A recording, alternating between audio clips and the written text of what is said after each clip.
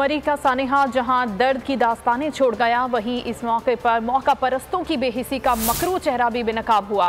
Hotel मालिकान ने कई 100 गुना ज्यादा किराए वसूल किए। खाने पीने की अशिया भी दस्तरस में ना रहीं। फंसे हुए सयाहों को मदद करने वाले भी बहती गंगा में हाथ धोते रहे। टायरों पर चैन चढ़ाने वाले भी या सवारी के घोड़े फराहम करने वाले भी, कोई भी पीछे ना रहा। हजारों इंसानों को इंतजामिया ने बेयारो मददगार छोड़ दिया।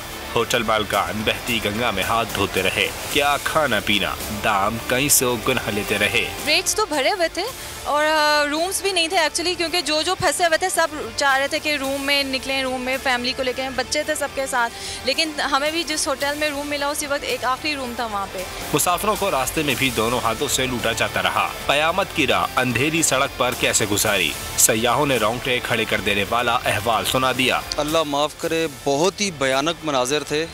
असल में जैसे ही तूफ़ान आया लोगों ने मरी का रुख किया, ठीक है।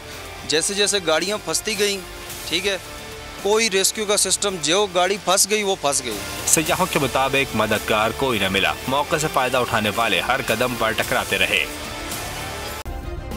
सब्सक्राइब करें और बेल दबाएं ताकि कोई खबर रह न जाए।